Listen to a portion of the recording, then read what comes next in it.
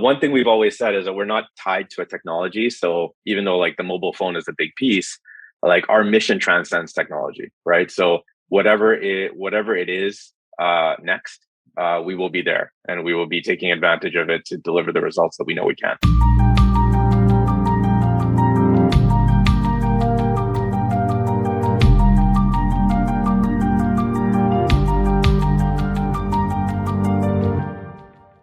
Welcome, everyone. I'm so excited to introduce you to an industry friend, a great vendor partner, my buddy from Trainer. Are you the president? I don't know, the creator. Although we can name you whatever you want, right? It's just you and I. I'll tell. Yeah. The brainchild, the man in charge of Trainerize, amazing app that a lot of you that are listening to this have heard. Great vendor partner of ours. Farah, tell us who you are. Like, yeah, shoot, yeah, I don't even really know. Yeah. So I mean, there's 5 co-founders, but I'm one of them. I'm also the VP of Global Sales and Customer Success at Trainerize. I've been with the company since Trainerize launched. Father of 2 amazing boys, and just on a mission to make fitness accessible here. Yeah, well, you guys do a good job of that. Now you're out of Vancouver still, is that right? Yeah, still out of Vancouver, Canada. Actually, a lot of our team is here, and then we have another team in Eastern Europe also holding it down on the design front. So we've grown actually quite a bit over the last few years here. Yeah, I know about that. So Yeah. we've been able to benefit from that. So let's do this. Let's back up to the beginning. So there's 5 co-founders, as you mentioned. Whose idea was it to launch Trainerize? What were the market conditions? Like, how did you guys arrive at this being a viable business model?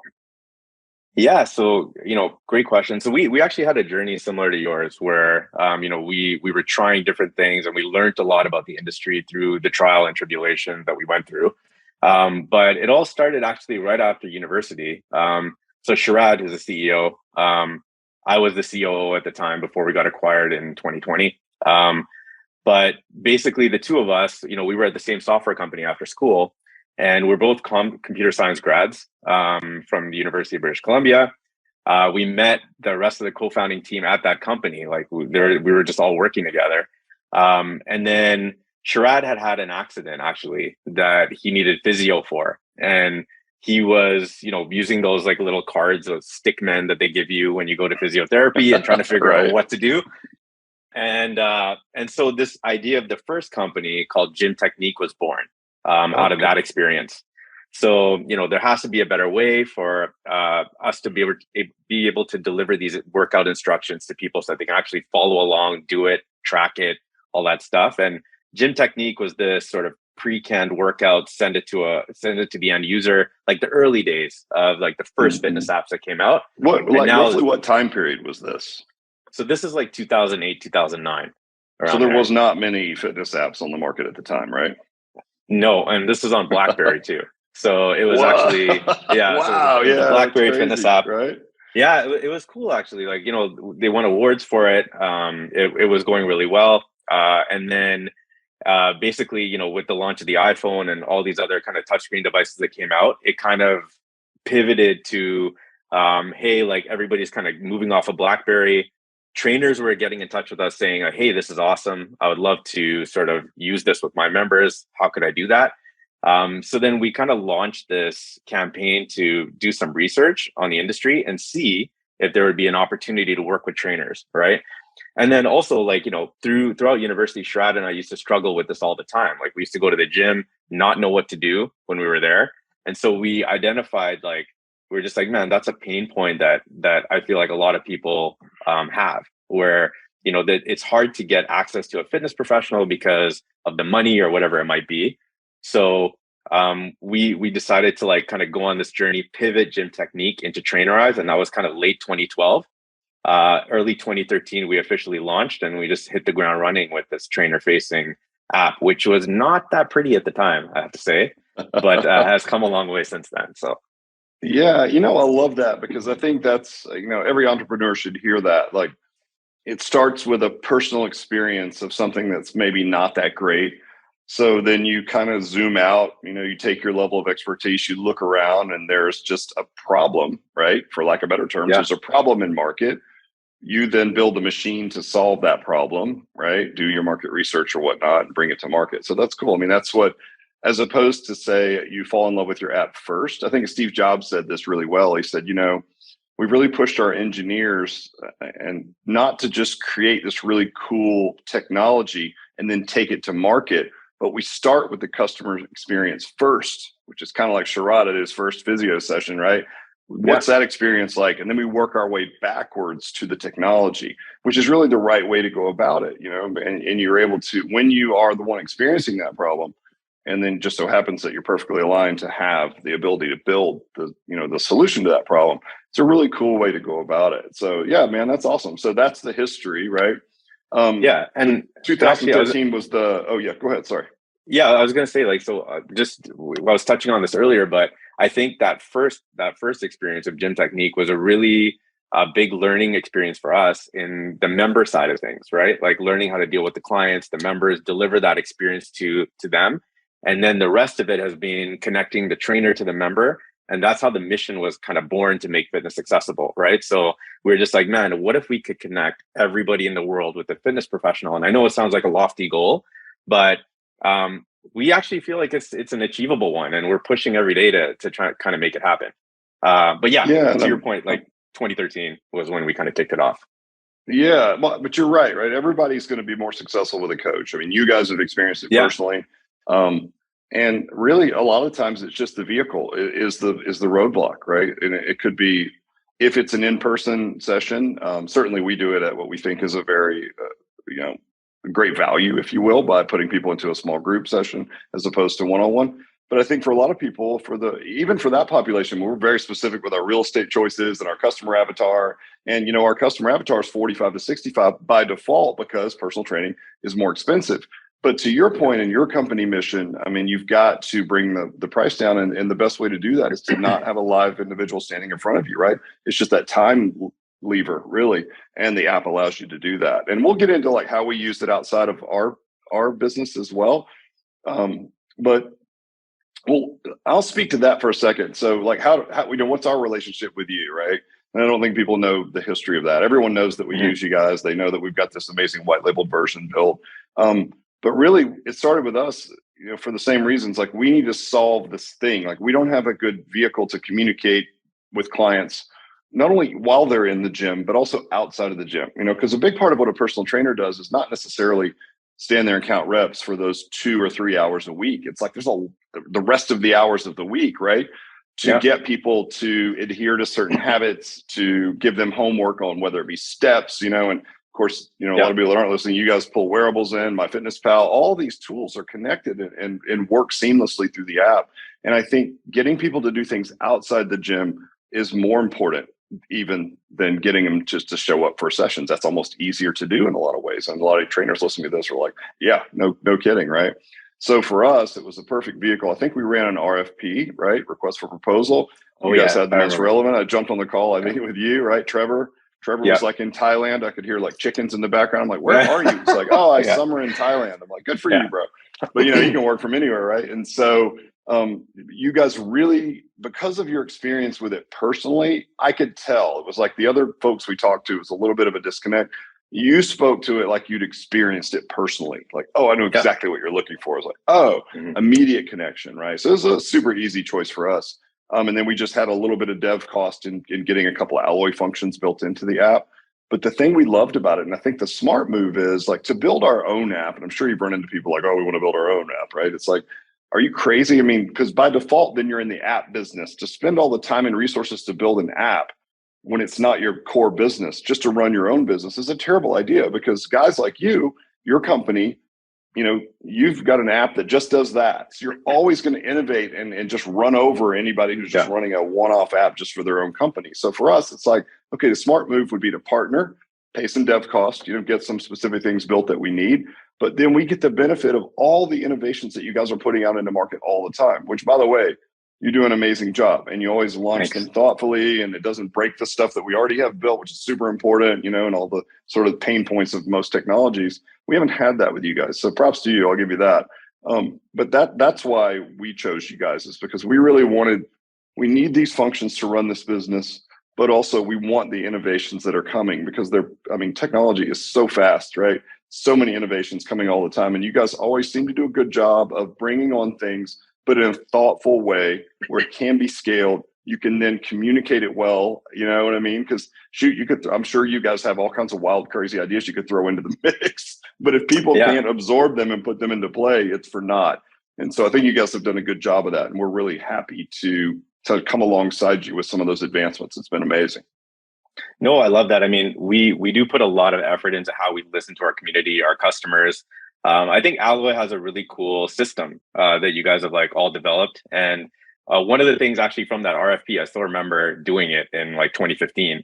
I think it was like one of our industry gurus, Brian O'Rourke, kind of led the charge there and sent it over to us. Yeah. So we went through that. And I remember initially it was just around the whole program design card piece that you guys were doing. And we've just evolved since then. But I do think you articulated it really well, right, about software and about how platforms are harder to create than it may seem when you first look at them, because the simpler it seems, like the user interface seems, like there's so much nuance going and complexity going on behind the surface. Like it's years of research and development, it's testing, it's bringing in all different types of segments of users to come in and like kick the tires and make sure it all works really well, and then building this interface that seems simple to the end user, and just things just happen the way they should. So like all that logic and that sort of deep rooted technology is all like built in there through a very sort of I guess like full and painstaking process that gives you the end result. Yeah, I'm glad you said that, because I mean, franchising is similar. Like, it's for something to scale and to be duplicable and to be successful, it has to be dead simple, right? Yeah. And so we often say like, hey, your iPhone is amazing. There's so much engineering that goes into making that work. But honestly, it's more impressive the engineering that goes into making it so simple that you can hand it to your grandmother an iPad and she can figure it out in 10 minutes. It's like, 100%. That's the hard, nobody better than you to know, that is the absolute hardest thing to do. We find that too, the most complex things, those are easy to build all day long, right? Especially in your sector.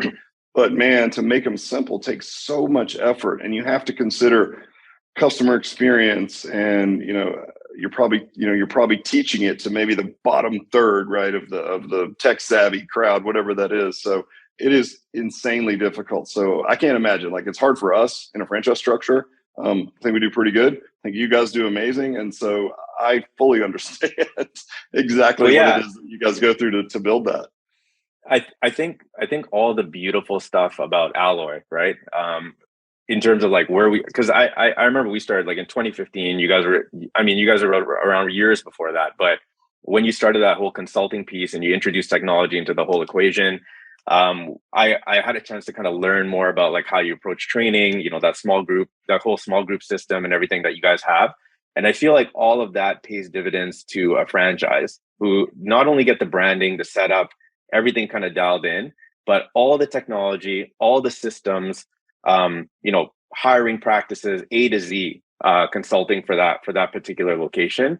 And I think that's a golden opportunity for anybody looking to start a business, right? Because if you think about it, I mean, we've encountered a lot of franchises of all different types, obviously, and there are some that have really loose control over the franchisees, where franchisees are kind of like, getting their own technology platforms and doing kind of, running all over the place, trying to put pieces together in their technology stack and like putting their systems and processes together.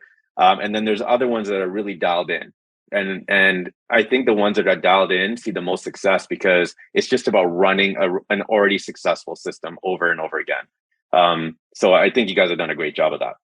Thank you. Yeah, I mean, likewise. So let's talk about scaling a little bit. So, what's been some of the maybe surprising things? They can either be challenging or things that maybe went easier than you thought. What has been surprising to you as you've scaled Trainerize from, again, whenever was it 2013 until now? Maybe just talk about probably the last 5 years when you've seen probably the most explosive growth, right? Like what's been surprising about scaling it? I think like it's been just the sheer amount of people that we've had to bring on, and like setting up Do you this. mind sharing that? Because I don't know that. Like, how many people are on your platform right now? Yeah, sure. So like in terms, like, so there's two pieces, right? There's actual Okay. the business piece, the Trainerize business piece. I think like as a business, I was kind of commenting on that. Like as a company, over the last 3 years, like we've grown probably to about 120 employees now. But that's quite a bit of growth from where we were. And then in terms of customers, we're well over 30K customers Now, is that end worldwide. users like clients, or is that like trainers? No, that's like trainers, or one customer could be a gym with 100 locations, for example. Well, imagine So, like how many do you know? Do you have any idea how many customers that is? oh, off the top of my head, I don't even know how many end users that would Got to be, be but several but hundred definitely in the thousand, millions. easy, right? Yeah. Yeah, Oh, in the millions. Okay. Yeah. yeah.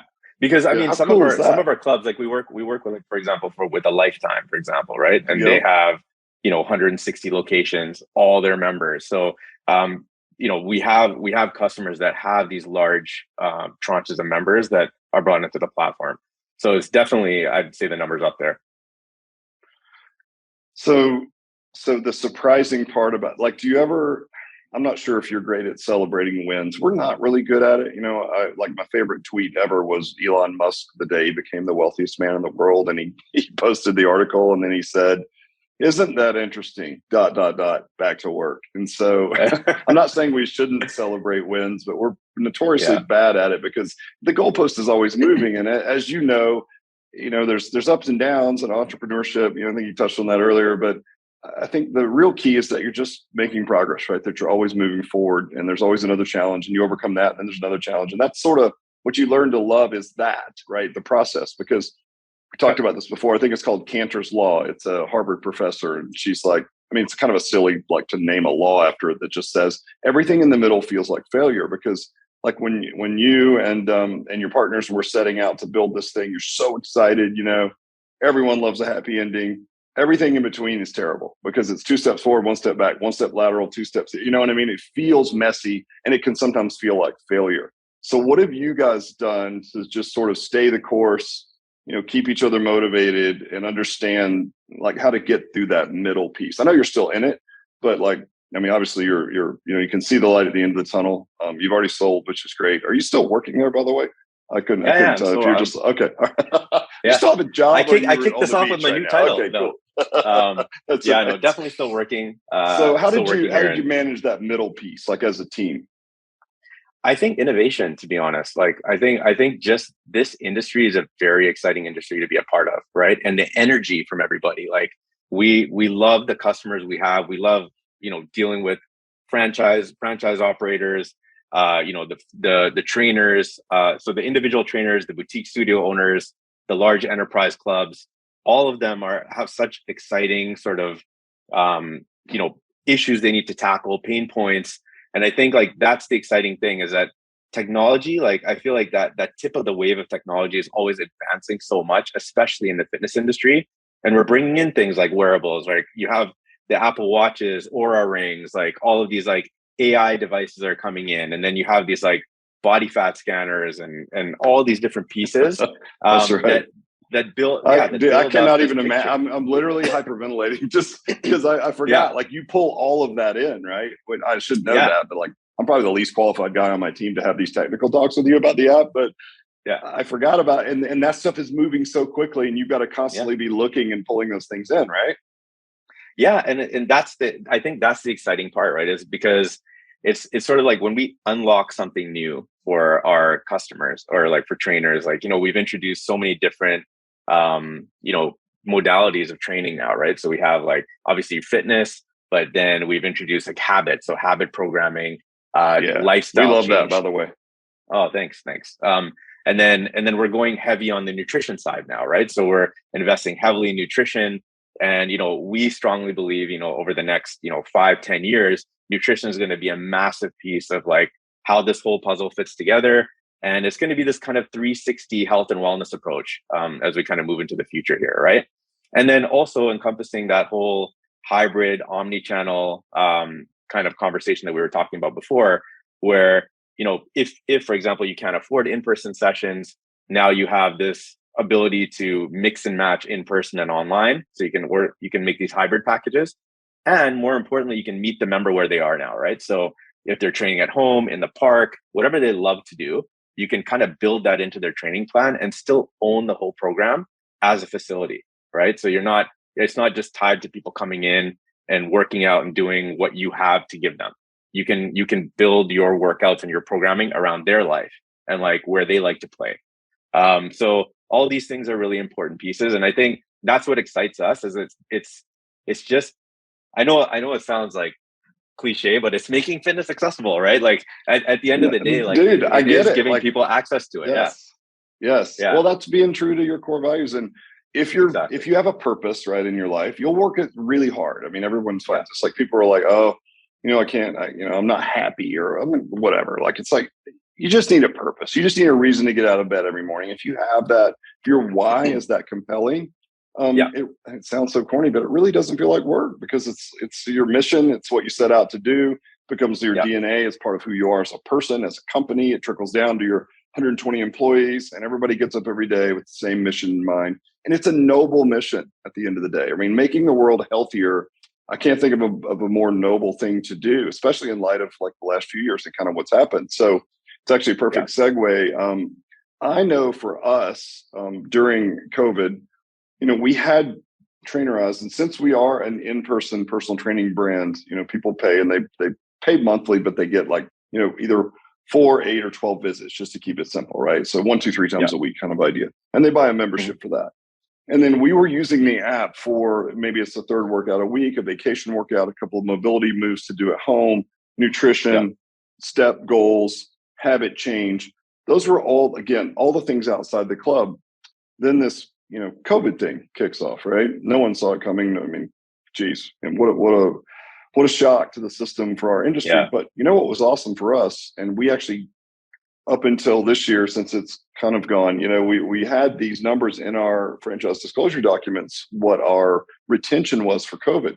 And so people ask, well, how did you do so much better than other brands? It's like, well, what we did was we had this perfect tool on deck, which we were using for all the purposes I just mentioned. And it was so easy for us to quickly pivot to online personal training. So again, a lot of people were streaming Zoom classes or whatever, but we found that personal training, I already know. I knew Farhad, I knew his injuries, I knew what kind of equipment he had at home. It's already given him like a third workout or something to do over the weekends. yeah, Now I could just put you into a bucket, put a coach in charge of that bucket, built some touch point playbooks all through the app, right? 100% yeah. using the app.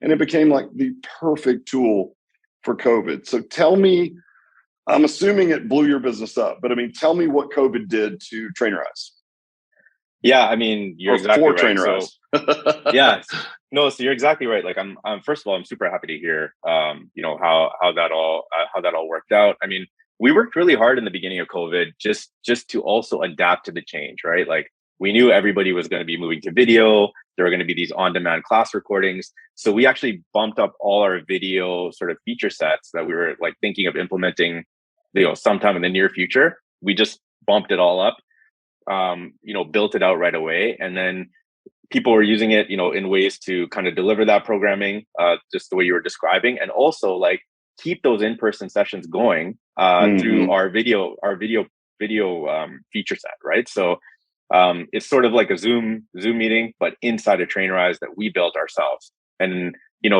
we were fortunate enough to like work with Apple on our on-demand piece as well. So the Apple team worked with us to help forecast the Apple Watch or broadcast the Apple Watch onto the screen while you're doing on-demand workouts. So we did a lot of things to make this sort of digital piece of it come to life during COVID. And I think that's what really helped propel us into like the success we saw. But it was a mad rush. I I bet. remember March, April 2020. Everything was just, scaling like crazy in terms of customers. At the same time, we were actually going through like a due diligence phase for being purchased in Super September. distracting, by the way. So it was a It's so lot. It was a hard to lot stay of stuff. focused during those times, right? Yeah, yeah, yeah. So it all happened at once, and but yeah, it's been a crazy few years, and we have grown, I'd say by 3 times at least over the last Yeah. 3 years. Yeah. Well, listen, it's like the interesting thing about you guys, and I'll contrast you with some other companies that really benefited from COVID, like Peloton as an example. Like you saw what happened Yeah. to them. And people were Yeah. like, Yeah. is brick and mortar fitness ever going to come back? And it was like, well, I think so. I don't think our monkey brains are going to evolve like in a year's time to not need human connection, right? And all of a sudden, like, yeah, we're doing everything from home. So what's interesting about you guys is you were able to keep the integrity of what you're doing before. And by the way, anybody that's listening, like we had no interruption, like through all the things you were building, it never was at the expense of what we were using it for before COVID, right? Which is really important because, I mean, again, this is the most ridiculous way to explain this, but like I'm sure in building new features, it's very easy to break the old features that made it great, right? And that didn't happen at all. So for us, it was just like a seamless transition. You guys built all these new crazy features. Some we were able to take advantage of immediately, and we didn't notice any lapse in service. The app was never down. It was like, yeah, it was really cool to see you guys do that. And I think the props are in that you weren't a Peloton. And listen, not to throw shade at Peloton. I'm just using them as an example. Stocks up and then they disappear, right? Whereas you guys, you were building beforehand. Certainly, it accelerated your growth, but you're stable afterwards, right? Like you offer so much that's not just dependent on people being stuck at home. Like there's so many other functions that the app will do. So that's pretty cool for you guys. Now, is that the time period where you had to scale the team really quickly up to that 120 Yeah. number? Yeah.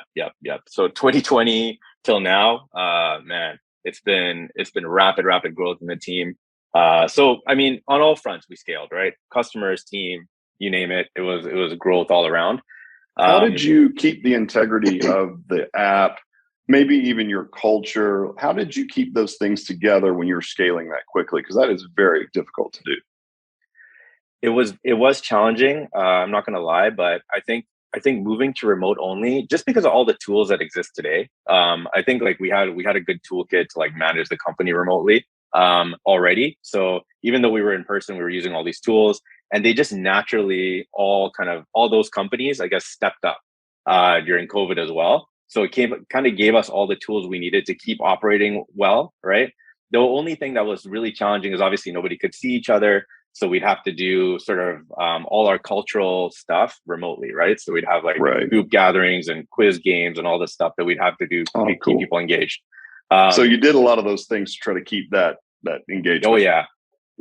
I think we did have to. It's important. Like human connection is important. Even when you're hiring a new person on board, like they don't want to just come and start doing a job and be completely disconnected from everybody else. Right. So it's important that they feel some connection to the mission, to the values of the company, and to their fellow colleagues, right? So we did try to do whatever we could in that regard, and it's really, really nice to be honest, to be able to start meeting in person again finally.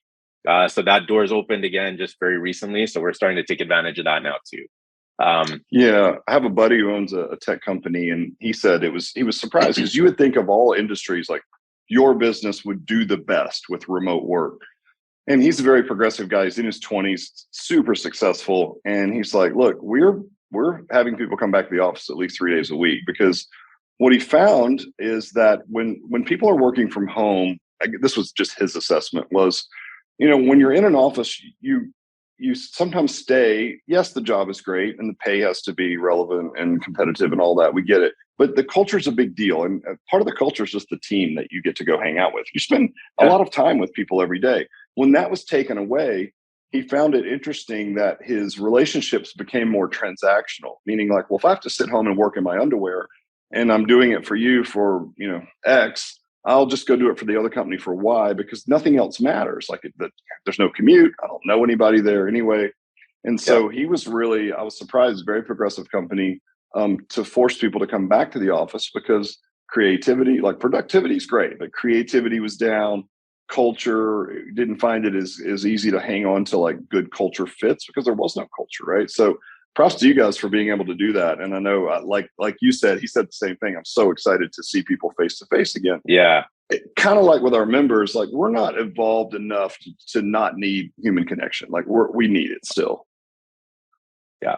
No, I totally agree. I think, that has been a beautiful thing. Like we just started kind of bringing that back to life in the company, and it's been fantastic so far. Yeah, good for you guys. So What's next for Trainerize? What's on the horizon? Like, what can your customers look forward to? Maybe somebody's listening that's not a customer. What's coming down the pipe? Yeah. So, like I said, we've done a lot of work around bringing in these different modalities, right? So we focus on the fitness side for years, the personal training side, becoming that like member experience for clubs and studios. So we did that. Then we brought in the habit programming. That's still kind of unfolding. We have more plans for that, but that's a big piece of how we're operating. We love and now that, nutrition's. Thank you. Yeah. And then nutrition's kind of next up, right? Where we're going deep on nutrition and we're doing it our way. So we're looking at, how people eat, track their food, how easy it is for people to like take that meal plan and actually track it and then it not be a pain, right? Like maybe like making it one click rather than going and finding the foods and scanning barcodes. And so we're going deep on that piece, right? And I think over the next probably 3-4 years, you're going to see a lot of evolution in that whole nutrition side of things. And then AI is a really exciting area too, right? Like when you look at a platform, we still strongly believe like we are people first in terms of like fitness. Like we want to empower the fitness professional and the clubs, the studios, the franchises. So anything we do with AI is going to be sort of set up to empower whoever is training the member, right? And provide them with the right, like timely information, maybe like save like different automation type of tasks through AI so that they can better perform and bring their member results without having to think through all the pieces themselves. So that's another area we're kind of doing like some early research and exploring. But yeah, definitely a lot of exciting things. And of course, like as technology evolves, you got all these like glasses now that have like all this functionality. So who knows, right? One thing we've always said is that we're not tied to a technology. So even though like the mobile phone is a big piece, like our mission transcends technology, right? So whatever it is next, we will be there and we will be taking advantage of it to deliver the results that we know we can. Yeah, I love that, and there's so many similarities. We've never had a conversation like this, obviously. Yeah. But there's a lot of similarities in your mission and ours, and we love technology. And I think when people hear something like AI, they're like, oh, you can't replace people, and it's like, well, you're not. Like through your lens, I think what you're saying, and this is how we would describe our tech. Like when we talk about our tech package to like a potential franchisee, as an example, like a candidate. We're always like, look, there's all these, like Trainerize as an example, one of our great tech partners. We're using those pieces of technology to enhance the customer experience. And if there are efficiencies, like you mentioned, one click instead of two, or like, okay, if this, then that, algorithms that can just get me to the human connection quicker or more seamless or whatever, then we're going to use it all day long, right? 100%. Yep. And so I'm really pleased to hear you say that, because I think, people get a little scared of like, oh, eventually like the mirror thing, it's like the Rock is going to pop up in my mirror and be like, what's up, Rick? What do you want to do today? And, he's going to train me or whatever. And maybe, and like you said, like, hey man, like technology is the ultimate disruptor. It moves fast. But I think, like you said, your mission, I love that, by the way, your mission supersedes the technology, meaning as long as it's in keeping with our ultimate mission, we'll adopt it or create it, either way. I think that's super important. So yeah. And we have, by the way, same, right? Same vision. Awesome. So again, it's just more evidence that we're aligned with the right people. So well together. Yeah, exactly. It really is. It really is. It really is. Two more things. So one, I'm just laying claim to this. I don't know if it's true, but this is what I'm telling people. And we shot a video for you guys last week. I don't know if you remember, if you knew this, but you guys sent a film crew out and we did kind of like a Alloy Trainerize video, which was awesome. But I was teasing you guys in sort of the downtime. I'm like, is the camera rolling? Because I used to sit on this tech advisory board for ABC Financial. And I was on a call with them one day, and somebody on the call, it was Kelly Card, who worked for ABC. I don't know, I think she's still there, but she's awesome. And she's like, does anybody on this call have an exercise like app for trainers or whatever that you really like? And I'm like, oh, Dad, we work with Trainerize. They're amazing, blah, blah, blah, blah, blah. I think I introduced her to you, maybe the CEO or whatever. And then like a year later, it's like, ABC Financial buys Trainerize. I'm like, so that had to be me. So I don't know if it was me, but don't tell me otherwise if it wasn't, because I'm laying claim to putting two really cool companies together. And I was super psyched to see that happen. So Just lie to me. Was it me? Was it me? I'm not looking for commission. I just want all right. Yes, I knew it. Because I tell people that they're like, I'm like, no, it was me. It was me. So, okay, good. So if anyone listening, I made that connection. So yes, good job. Last question for you. What's the best advice that you've ever received? The best advice that I've ever received. It's actually pretty simple, right? It's, persevere through the hard times and stay consistent. So it's literally, I know it's like, the table stakes of anything you're really going to be doing in life, but that I think is the foundation of anything you want to accomplish, right? If you remember that, through every hard thing you do, there's so many lessons you learn, and staying consistent at whatever you're doing, that's how you're going to get to the result. And I think like that's probably the most powerful concept, idea, thing that I've kind of applied in whatever I'm doing. Love it. That's not table stakes at all. Just because it's simple doesn't mean it's table stakes. That's pure gold, my friend. Well, listen, thanks for coming on today. I know everyone got a lot out of this. Like if you're not working with Trainerize, look into them. If you're working with Alloy, you're going to be working with Trainerize and you'll be glad that you are. So Farhad, I appreciate you, man. You're a great vendor partner. And thanks for coming on today. Thanks. I really enjoyed it, Rick.